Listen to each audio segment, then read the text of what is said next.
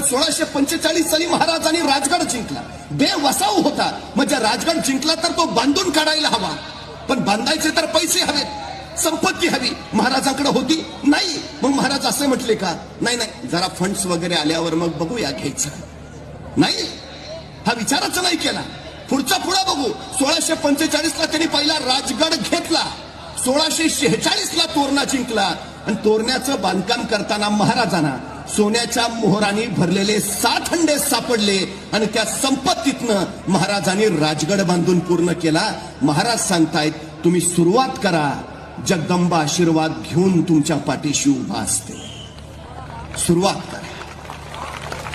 1670 ला मोगल आणि मराठा संघर्ष प्रचंड वाढला. अफाट.